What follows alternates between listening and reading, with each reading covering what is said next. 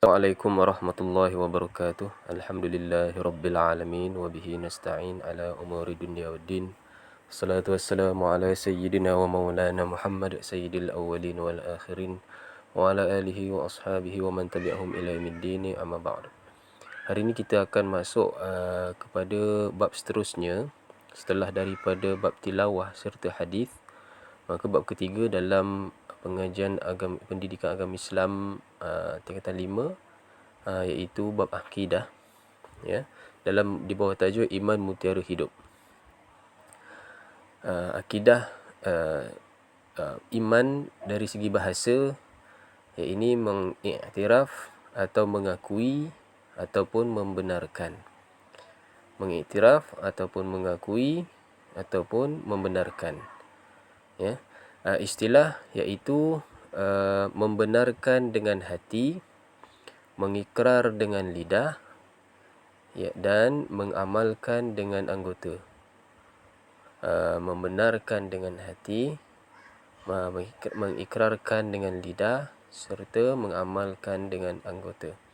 Jadi iman ni pada hakikatnya, pada asalnya, iaitu pegangan di dalam hati, ya, apa yang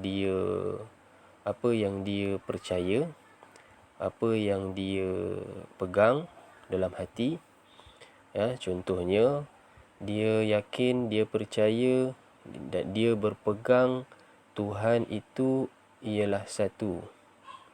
Tuhan itu Allah. Allah itu Maha Esa, ya.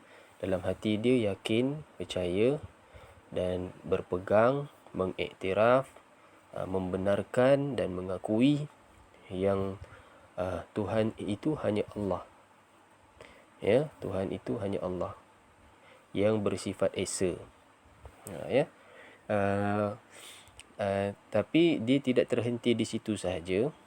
Iman yang sempurna ini dia kena mengikrarkan dengan lidah, bukan sekadar membenarkan dalam tasdik dalam hati. Membenarkan dalam hati Allah itu satu, Tuhan tu hanya Allah. Pengutus Allah itu, utusan Allah itu adalah Rasulullah, Nabi Muhammad. Adanya hari kiamat, adanya qada dan qadar, ya, percaya kepada qada dan qadar, tapi mengikrarkan dengan lidah, ya.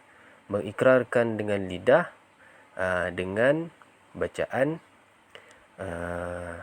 tiada Tuhan selain Allah, ya, ataupun dengan tasyahud, menyaksikan tiada Tuhan selain Allah dan menyaksikan Muhammad Rasulullah. Asyhadu an la ilaha illallah wa asyhadu anna Muhammadar Rasulullah, ya, sebagai bukti kepada kita membenarkan iman di dalam hati itu. Tapi bukan setakat kata sahaja, tidak berhenti pada kata-kata sahaja, dibuktikan dengan perbuatan, dibuktikan dengan anggota. Ini iman yang sempurna, ya. Ini iman yang sempurna, ya. Baik. Iman boleh bertambah dan berkurang. Jadi dalam ulama-ulama ahli sunnah wal jamaah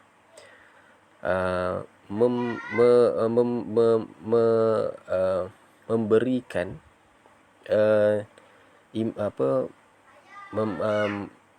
menjelaskan bahawasanya iman ini boleh bertambah dan berkurang. Yazid wa yankus. Dia boleh bertambah dan dia boleh berkurang. Ya, kadang-kadang dia bertambah bila seseorang itu tambah imannya, maka dia akan banyak amalnya. Kebiasaannya amalan itu berkaitan dengan iman di dalam hati. Apabila seseorang itu kurang imannya, ya, imannya berkurang, maka amalannya pun akan berkurang. Biasanya amalan seseorang itu bertambah ataupun berkurang, dia akan berdasarkan dengan iman yang dimiliki. Yazid wa yankus, ya. Tapi ada juga ulama seperti Imam Hanafi, dia mengatakan iman itu sifatnya tetap, tidak bertambah juga tidak berkurang. Jadi untuk meraihkan kedua-dua pendapat, sebab Imam Hanafi pun merupakan ulama Ahlus Sunnah wal Jamaah. Tadi kita katakan ulama Ahlus Sunnah berpegang bahawasanya iman itu bertambah dan berkurang. Maka Imam Hanafi pula macam mana apabila dia berpegang bahawasanya iman itu tetap tidak bertambah dan tidak berkurang, maka kena raikan, kena cari, kena harmonikan pendapat-pendapat ini, lihat kepada skop kata-kata ataupun pandangan setiap ulama tu. Ni kalau Imam Hanafi kata tetap tu maksudnya dari sudut apa? Kebanyakan ulama kemudian seperti Imam Bukhari, Imam Ahmad bin Hanbal dan sebagainya mengatakan iman itu bertambah dan berkurang. Jadi macam mana kita nak mengharmonikan kedua-dua pendapat ni? Jadi kita lihat Imam Hanafi dia merujuk kepada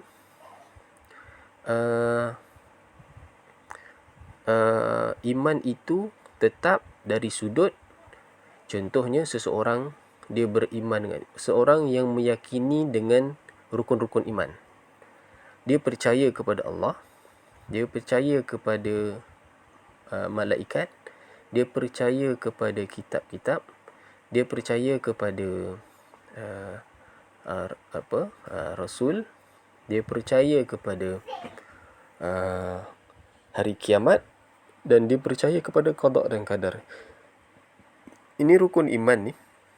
Sesiapa di dalam hatinya yakin atau percaya, sebab kita bincangkan tadi, dia percaya, dia percaya, seseorang itu percaya ataupun meyakini ataupun membenarkan Allah itu, Tuhan itu Allah, adanya para malaikat, adanya kitab, percaya ataupun beriman kepada Rasulullah, Rasul ataupun para risalah Allah, yakin ataupun beriman ataupun percaya kepada adanya hari kiamat serta qada dan qadar, maka dia sebenarnya tergolong di kalangan orang-orang yang beriman. Maksudnya akidah dia tu benar. Akidah dia tu benar, iman dia tu benar, maka dia sudah dinamakan sebagai seorang yang beriman. Seorang yang beriman. Jadi tidak boleh kita katakan dia sebagai sebab iman lawan dia kufur. Iman lawan dia kufur. Jadi bila seseorang itu tidak beriman, maka lawannya kufur. Tidak beriman, orang yang tidak beriman namanya kafir. Contohnya dia percaya semua rukun-rukun iman kecuali dia tak percaya adanya hari kiamat, maka ini tidak dinamakan sebagai beriman. Sebab dia tak sempurna imannya. Imannya tu tak sempurna. Dia beriman kena 100%. Semua rukun iman tu kena percaya, kena benarkan. Walaupun dia seorang ahli maksiat, walaupun dia seorang yang tidak beramal dengan rukun-rukun Islam contohnya, tapi dalam hatinya yakin dengan 6 rukun iman tadi tu, maka dia dianggap sebagai beriman. Kalau matinya seorang ini disebabkan matinya seorang itu walau dia tidak beramal dan sebagainya, melakukan dosa pada masa yang sama, dia yakin pertimbangan dia masuk syurga ke neraka itu urusan Allah. Tapi dalam hatinya ada iman, dengan izin Allah nanti dia akan masuk ke syurga setelah kalau dia dimasukkan ke neraka pada awalnya, maka akhirnya dia akan masukkan ke dalam syurga sebab dia ada iman. Jadi nak meraihkan apa yang dimaksudkan iman berkurang pula tadi tu, iman berkurang dan bertambah, iaitu dari sudut amalan lah. Kadang seorang itu datang hidayah padanya serta taufik untuk melakukan sesuatu kebaikan, maka dia akan semangat dan dia akan beramal. Ini yang dinamakan sebagai iman dia bertambah. Tapi kadang-kadang dia tidak ada hidayah, dia tidak ada hidayah dan dia tidak dikurniakan kekuatan untuk melakukan amalan, jadi amalannya kurang. Jadi semasa itu imannya berkurang. Ya. Kadang biasalah kadang-kadang kita ni tiba-tiba kuat beramal. Contohnya puasa ataupun Ramadan. Ramadan tiba-tiba kita kuat beramal, rajin bangun malam dan sebagainya. Ya, di luar Ramadan kita tak rajin sebab di bulan Ramadan nafsu kita terjaga, terpelihara. Jadi kita ni banyak kepada nak buat amal. Tapi bila di luar Ramadan, maka nafsu kita pun tidak terjaga, menyebabkan iman kita pun jadi rendah, dan amalan kita pula jadi berkurangan. Jadi ini kedua-dua iman sama ada tetap ataupun tambah atau kurang, kedua-duanya ada dalam pendapat dalam Ahlus Sunnah wal Jamaah. Tapi ini kita cuba memfokuskan kaitan iman tu dengan amal. Itu apabila seorang tu iman dia bertambah, ya, dia dapat petunjuk dan hidayah, maka dia akan kuat beramal. Tapi kadang-kadang dia tidak dia tidak beramal dengan baik, ya, kurang amalannya. Biasanya seorang itu iman dia dalam keadaan lemah. Iman bertambah dengan melakukan amal ibadah dan ketaatan kepada Allah. Biasanya kita boleh lihat seseorang itu kuat imannya, ya, apabila dia kuat beramal, ya. Macam tu juga sebaliknya. Bila iman tu berkurangan, maka amalan kebaikannya akan berkurangan, dan kadang-kadang dia melakukan maksiat. Ya. Seperti yang kita tengok, ya, bila seorang itu ada iman, maka dia takkan melakukan perkara-perkara maksiat. Seseorang pencuri itu, dia tidak akan mencuri kalau dia ada iman. Ya. Tapi bila imannya lemah, dia akan mencuri.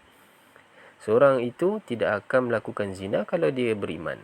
Kat time tu imannya kuat. Tapi kalau imannya tak kuat, dia akan melakukan perbuatan zina. Dia akan melakukan perbuatan maksiat. Macam tu juga sebaliknya. Ya, jadi ini yang kita nak lihat dari sudut pertimbangan iman itu bertambah dan berkurang. Ya, kita boleh lihat dari sudut amalan. Ciri-ciri orang yang bertambah iman. Biasanya kalau seseorang ni iman dia kuat ataupun bertambah imannya, apabila biasanya mereka ni mempunyai ilmu tentang Allah dan Rasulnya. Maksudnya dia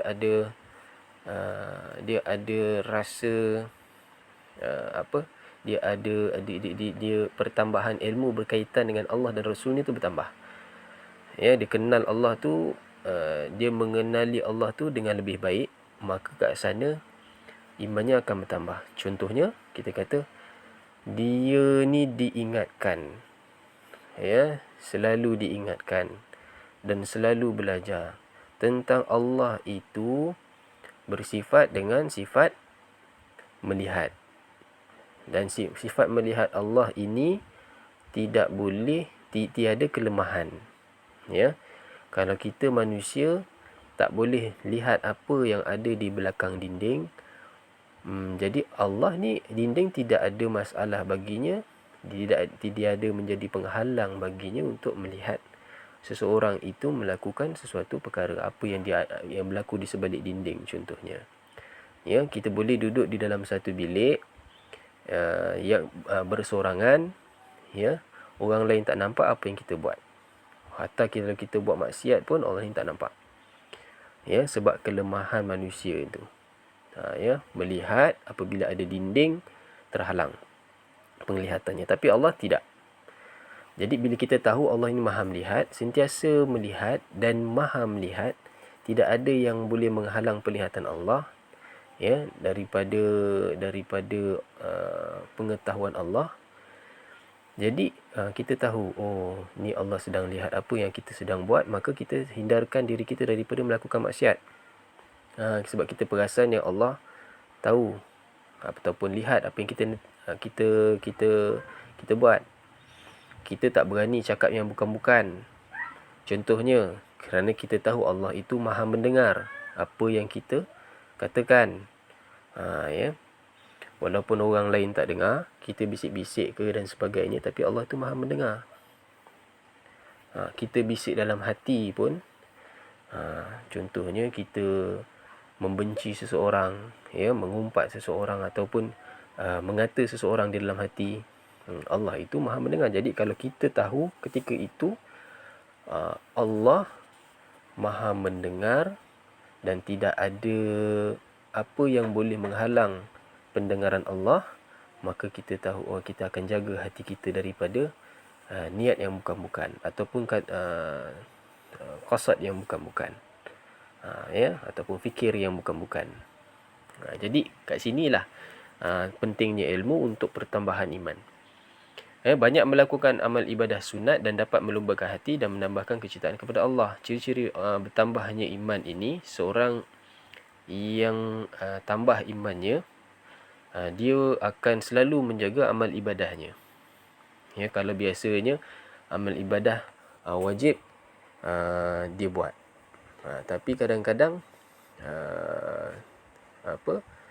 kadang-kadang sahaja dia melakukan ibadah-ibadah sunat. Tapi bila dia imannya bertambah, maka dia melazimi amalan-amalan ibadah sunat, pada masa yang sama memperbaiki amalan ibadah-ibadah yang wajib.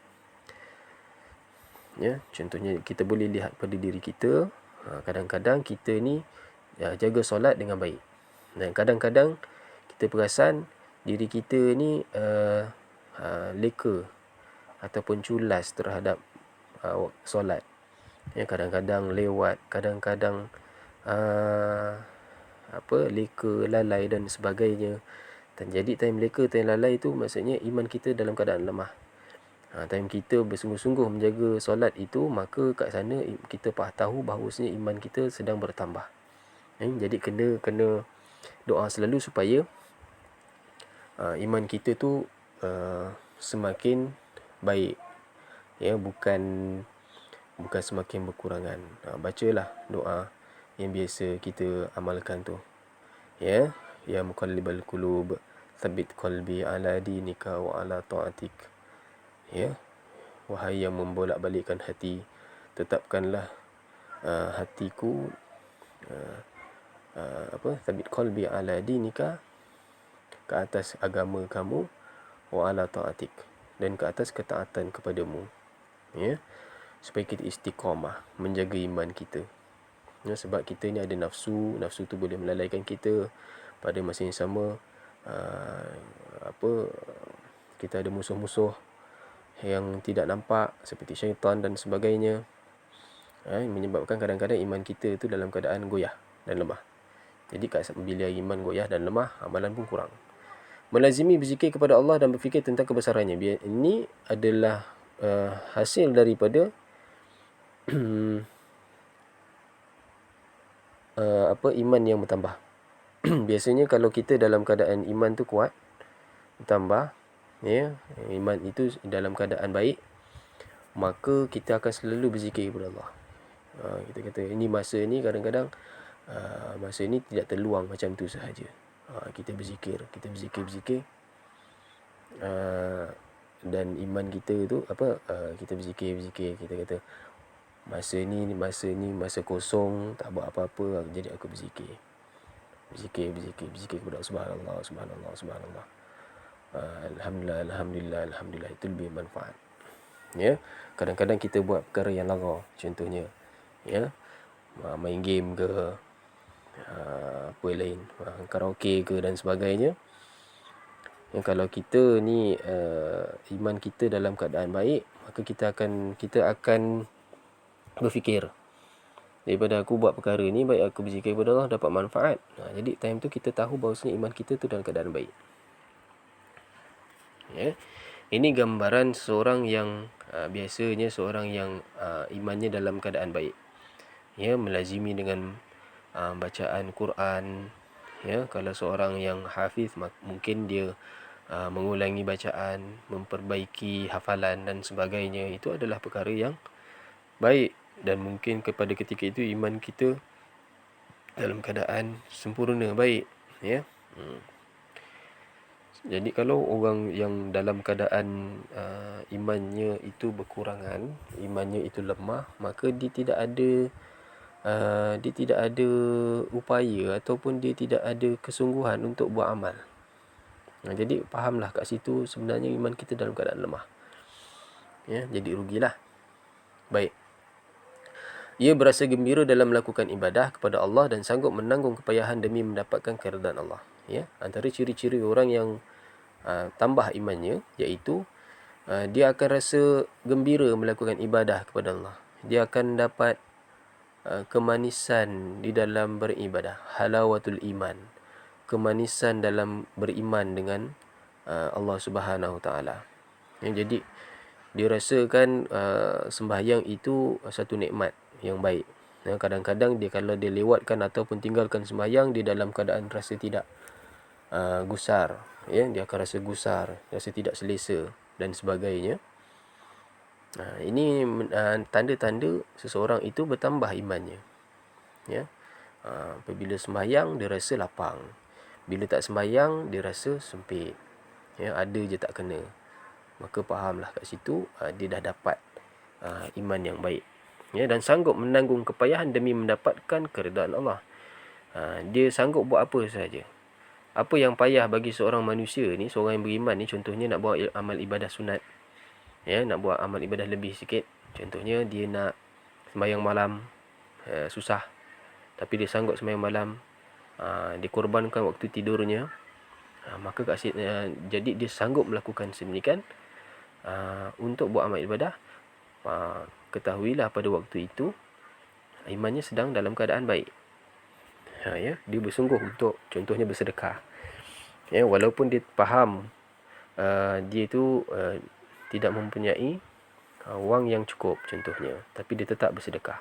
Dia tahu perkara itu payah baginya, tapi dia tetap bersedekah. Maka ketahuilah pada waktu itu imannya dalam keadaan baik. Lebih mengutamakan Allah dan Rasul daripada urusan lain, seperti tidak meninggalkan solat walaupun sibuk bekerja.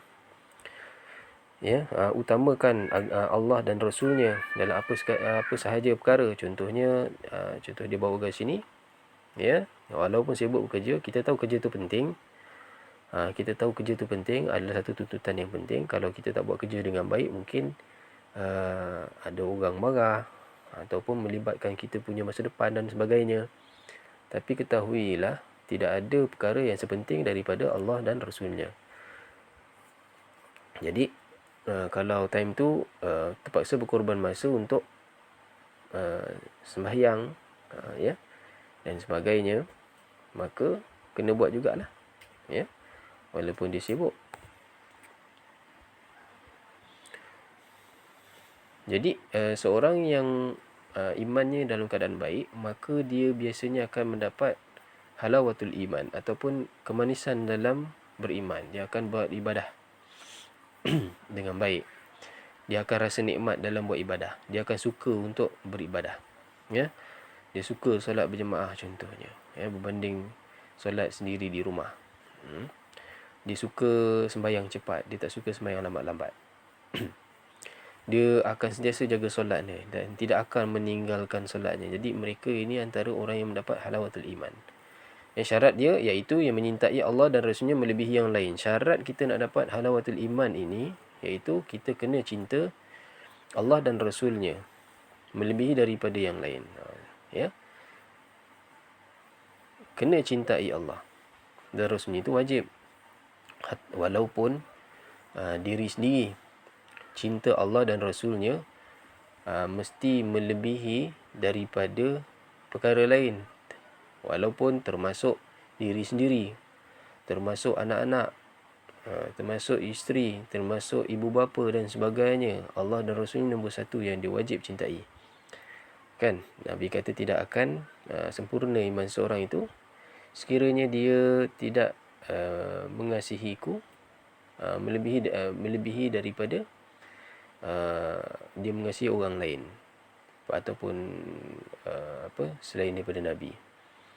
Dia kira tidak sempurna. Dia kasih Nabi, tapi dia letak orang lain ataupun perkara lain tu lebih dia kasihi daripada Nabi. Itu tanda iman dia tidak sempurna. Jadi syarat untuk mendapat halawatul iman, dia kena letakkan Allah dan Rasulnya tu nombor satu. Kemudian barulah letak benda lain. Harta pun kita suka, kita sayang. Isteri pun kita suka, kita sayang. Begitu juga anak kecil dan sebagainya, kita sayang, kita suka. Tetapi kena ketahui bahawasanya Allah dan Rasul tu iman kita.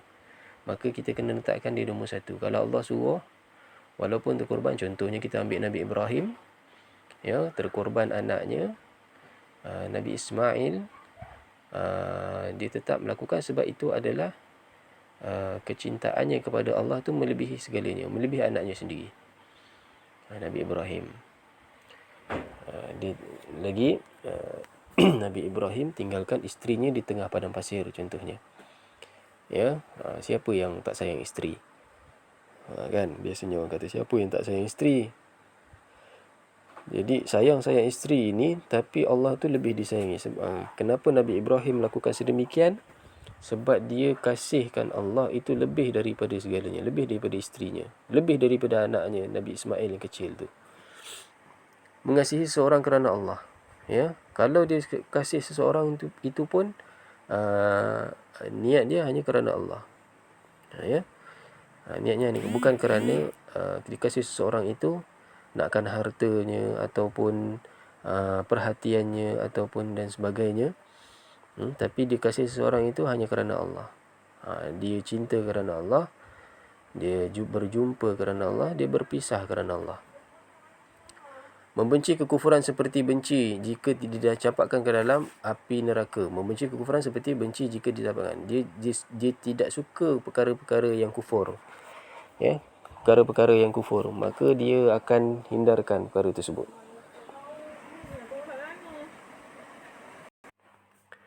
Membenci kekufuran seperti benci jika dicampakkan ke dalam api neraka. Sebagaimana dia tak suka kepada api neraka, macam itulah dia kena benci kepada perkara-perkara yang kufur. Sama ada kufur itu kufur iman ataupun kufur nikmat. Benda-benda yang membawa kepada kekufuran, maka dibenci. Jadi insya-Allah dia akan mendapat kemanisan iman. Begitu juga sebaliknya. Iman itu boleh rosak dengan beberapa perkara yang kita sebutkan tadi. Ya, antaranya tidak mencintai Allah dan Rasulnya. Ya, ataupun mencintai seseorang atau sesuatu lebih daripada Allah dan Rasulnya, maka dia akan merosakkan iman. Apa lagi? Contoh tadi, mengasihi seseorang kerana Allah. Ya, dia mengasihi seseorang bukan kerana Allah. Ya, kerana hawa nafsu contohnya. Ya, kerana ada niat sesuatu contohnya. Maka di sana dia akan merosakkan iman. Perbuatan tersebut, perkara tersebut akan merosakkan iman. Macam tu juga jika dia menyukai kekufuran, ya, dia menyukai kekufuran, dia menyukai sesuatu benda yang boleh membawa dia kepada kufur. Ya, contohnya dia suka, kalau dia bawa contoh dekat sini seperti black metal. Ini contoh black metal lah. Banyak contoh-contoh lain, di antara contoh. Black metal biasanya dia melakukan sesuatu yang bertentangan dengan ajaran Islam. Dengan tujuan contohnya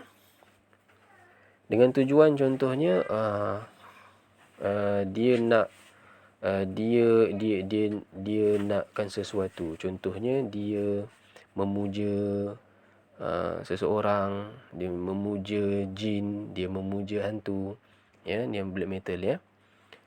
Dia ada seru-seru dan sebagainya, minum darah, ya, pijak Al-Quran, na'udzubillah, dan sebagainya, mengatakan perkataan kufur, dan dia bangga dengan perbuatan tersebut. Ini ketahuilah bahawasanya perkara tersebut dapat merosakkan iman. Yang keduanya antaranya, ini contoh-contoh black metal. Black metal ni pernah famous suatu ketika dahulu, di mana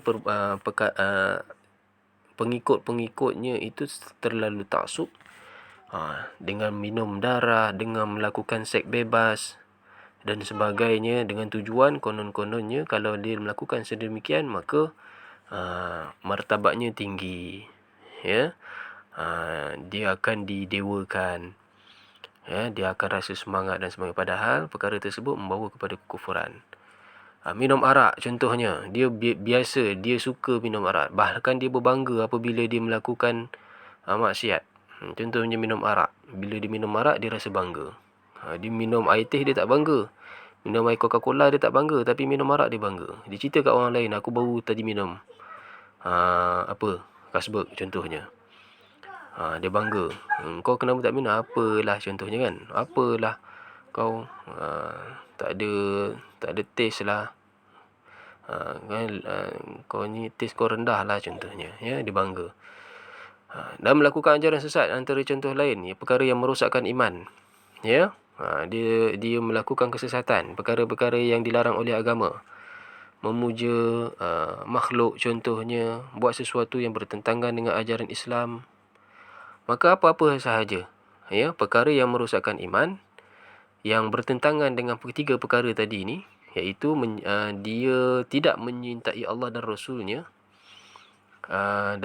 dia tidak menyintai Allah dan Rasulnya melebihi yang lain.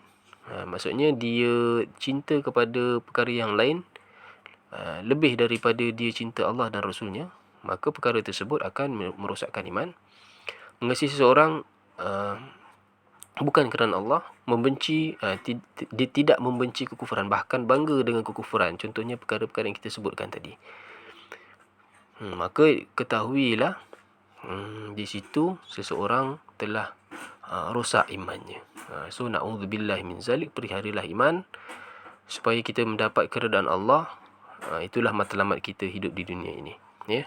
Cukup pada hari ini perkongsian kita berkaitan dengan akidah, ya, bab ketiga daripada pendidikan agama Islam, tingkatan 5. Wabillahi taufiq wa hidayah. Assalamualaikum warahmatullahi wabarakatuh.